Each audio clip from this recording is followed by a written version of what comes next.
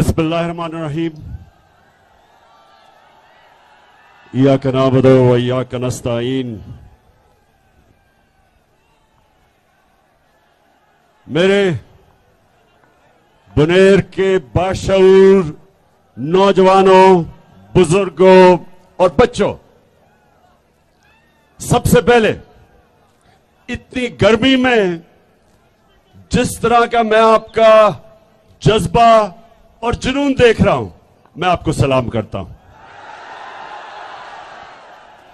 मेरे तो 21 साल खेलों की ग्राउंडों के ऊपर गर्मी की आदत पड़ गई, लेकिन मैं आपको मानता हूं कि इस दोपहर की गर्मी में इस तरह आप जुड़े हुए और साथ साथ खड़े हैं। मैं आपके जज्बे को फिर से खराज तहसीन पेश करता हूं। अच्छा, मेरे बुनेर के बाशऊर लोगों,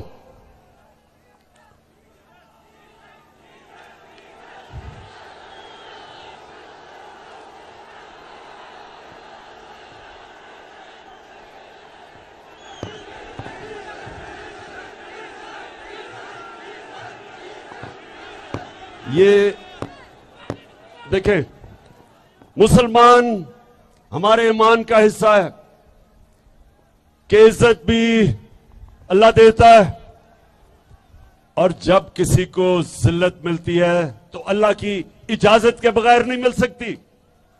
तो जब भी कोई भी जलसे में मैं जाता हूं, अभी मैं तकरीर शुरू ही नहीं करता कि डीजल के नारे लगने शुरू हो जाते हैं।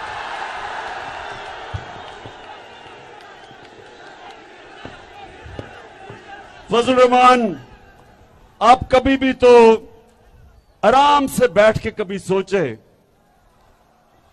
बैठ के सोचे कि ये अल्लाह ने आपको इतनी जिल्लत दी क्यों है?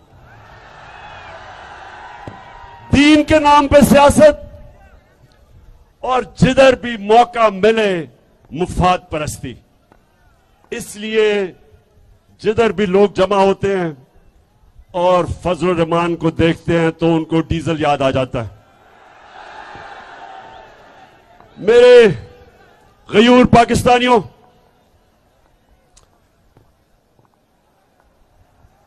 क्योंकि यहां बुनेर के लोग ऐसे हैं जो बाहर काम करके, मेहनत करके पाकिस्तान में पैसा भेजते हैं। वो समझते हैं कि दुनिया में इस वक्त हालात क्या हैं, और वो बैरून मुल्क पाकिस्तानी खास तौर पे समझते हैं कि जिस किस्म की बैरूनी साजिश के तहत ये इंपोर्टेड हुकूमत हमारे ऊपर मसल्लत हुई, कभी बैरून मुल्क पाकिस्तानियों ने इस तरह के एहतजाज नहीं किए। अमेरिका में, इंग्लैंड में, यूरोप में जिधर पाकिस्तानी थे, उन्होंने इस इंपोर्टेड हुकूमत के खिलाफ एहतजाज किए, और उन्होंने मुत्तहिद होके एक आवाज लगाई कि इंपोर्टेड हुकूमत नामंजूर।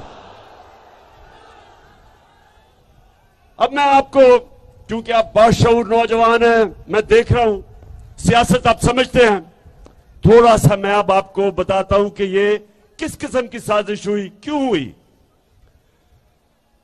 हिंदुस्तान और इस्राइल, ये वो दो मुल्क हैं जो सबसे ज्यादा चाहते हैं कि पाकिस्तान कमजोर हो और टूटे, और इनके साथ मुझे अफसोस से कहना पड़ता है कि अमेरिका भी, वो भी नहीं देखना चाहता एक मजबूत पाकिस्तान।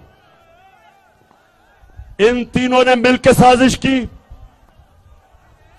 जब हमारी हुकूमत कराई गई, नौजवानों गौर से सुनो, जब हमारी हुकूमत कराई गई तो खुशियां किधर बनी? हिंदुस्तान में, हिंदुस्तान के अखबारों में, मीडिया पे ऐसे खुशी हुई कि जिस तरह शहबाज शरीफ नहीं था, शहबाज सिंह था।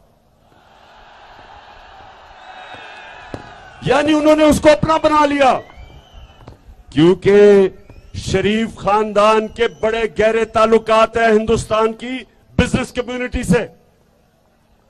नरेंद्र मोदी घर में शादी पे बुलाया गया, खास तौर पे मोदी को बुलाया गया, वो आदमी जिसने सबसे ज्यादा मुसलमानों के ऊपर हिंदुस्तान में जुल्म किया, उसको इस शरीफ खानदान ने अपने घर शादी पे बुलाया। ये वो लोग हैं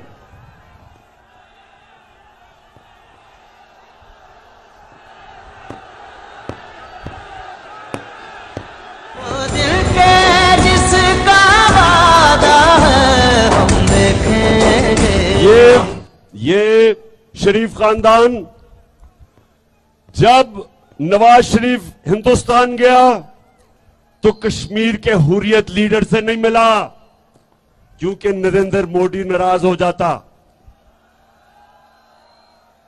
अपनी फौज को जब नरेंद्र मोदी पाकिस्तान के आर्मी चीफ को दहशतगर्द कह रहा था, तो साथ साथ यह भी कह रहा था कि नवाज शरीफ तो हमारा दोस्त है।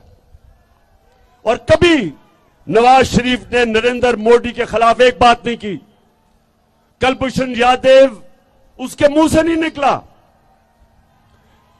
और ये वो लोग हैं जो आज हिंदुस्तान समझता है कि उनकी एक ऐसी हुकूमत आ गई कि बस अब पाकिस्तान कंट्रोल में आ गया। दूसरी तरफ आसिफ जरदारी,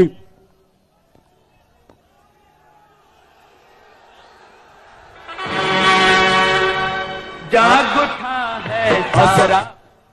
आसिफ जरदारी इस मुल्क की बहुत बड़ी बीमारी, और उसको बीमारी क्या है? पैसे की बीमारी है। वो पैसा देखता है तो उसका जिस्म कांपना शुरू हो जाता है, उसकी कांपें टांगनी शुरू हो जाती है। तो जरदारी उधर नवाज शरीफ और इसका खानदान ये इस साजिश का हिस्सा बने, और इन्होंने अमेरिका के साथ मिलके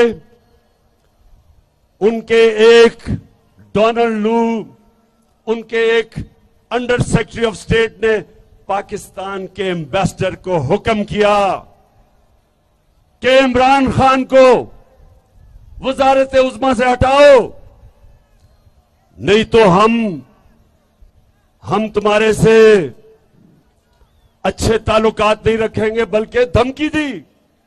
और साथ ये कहा कि अगर तुम इमरान खान को हटा दोगे तो हम, क्योंकि पीछे चेरी ब्लॉसम बूट पॉलिश आएगा, तो हम बड़े खुश होंगे और माफ कर देंगे।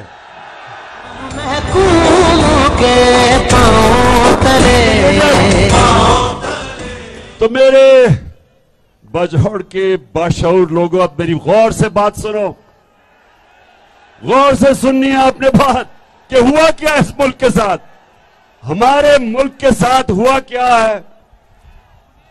बनेर बनेर बनेर बनेर बनेर बनेर माशाअल्लाह, बड़े बाशऊर लोग हो माशाअल्लाह।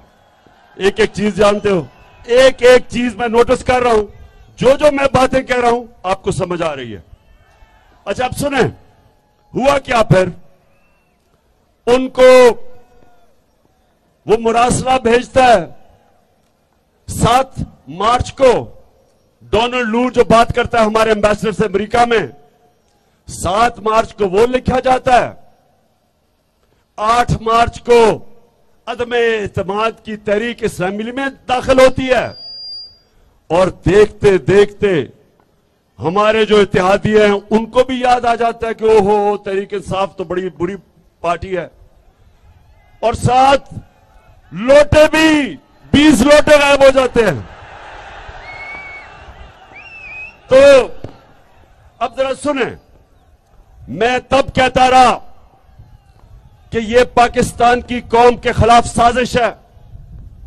मैंने हर जगह का मुरासला दिखाया, असेंबली में नेशनल सिक्योरिटी कमेटी में, काउंसिल में सदर पाकिस्तान आरिफ अलवी ने पाकिस्तान के चीफ जस्टिस को खत लिखा कि यह हमारे मुल्क में मुदाखलत हुई है, साजिश हुई है, इसके ऊपर इन्वेस्टिगेशन होनी चाहिए। अभी तक तो कुछ हुआ नहीं, लेकिन अब देखें कि अवाम से क्या हुआ है। मैं जनाब आपको अपनी अवाम जरा मैं बताऊं कि आपसे हुआ क्या है।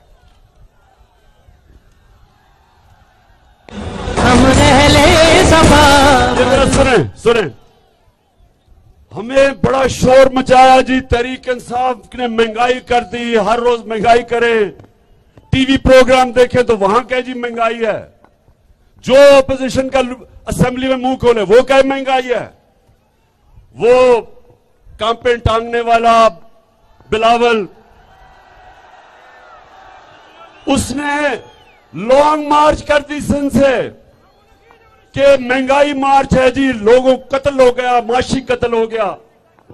जो इनमें से टीवी पे आए कहे जी इमरान खान ने बिजली बढ़ा दी, कोई कहे इसने कोई गैस बढ़ा दी, कोई कहे आटा बढ़ा दिया। तो मैं आज अल्लाह का शुक्र अदा करता हूं, अल्लाह अल हक है, सच का खुदा है, सच नहीं छुपता। अल्लाह का हुक्म है कुरान में कि सच हमेशा लोगों के सामने आएगा। तो ये जरा आज देख लें कि इंपोर्टेड हुकूमत थे। अब जरा सुने, 3.5 साल में पाकिस्तान में आटे, हमारे दौर में आटा कितने कीमत बढ़ी 3.5 साल में? 326 रुपए। 20 केजी का जो आटे का थैला है हमारे दौर में वो बढ़ा 326 रुपए 3.5 साल में। 2 महीने में, इनके दौर के 2 महीने में आटा कितना बढ़ा? 422 रुपए। आटा बुनियादी चीज। और महमूद खान मुझे कह रहे हैं कि पख्तूनख्वा में उससे भी महंगा है, पंजाब से ज्यादा महंगा है। अब दूसरा सुने, चावल, बासमती चावल, 1 केजी चावल हमारे दौर में बढ़ा 3.5 सालों में 40 रुपए। इनके 2 महीने में 55 रुपए बढ़ा है, 2 महीने में।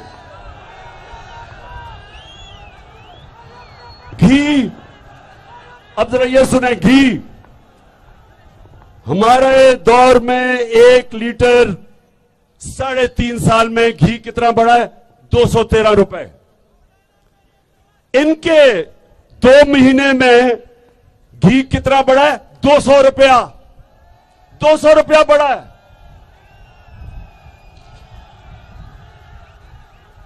200 रुपए पर केजी। हाँ, केजी। अच्छा जी, आगे आ जाए। सब्जियां और फल हमारे दौर में 1 केजी सब्जियां और फल, 1 केजी हमारे दौर में 3% बढ़े। इनके 2 महीने में 27% बढ़े। आगे आ जाए। अब जरा ये सुने, पेट्रोल 1 लीटर हमारे 3.5 साल में 56 रुपए 90 पैसे बढ़ा 3.5 सालों में। इनके 2 महीने में कितना बढ़ा है? 60 रुपए। 60 रुपए बढ़ गया 2 महीने में। लेकिन एक लीटर फजल रहमान कितना बढ़ा है? हमारे जमाने में 1 लीटर फजल रहमान 50 रुपए 70 पैसे बढ़ा है। इनके 2 महीने में 60 रुपया फजल रहमान बढ़ गया। और ये जो भी मेरी कौम को इन गर्मी में, जो अब एक तो लोड शेडिंग है, इंतहा की लोड शेडिंग है, लेकिन अब जो असल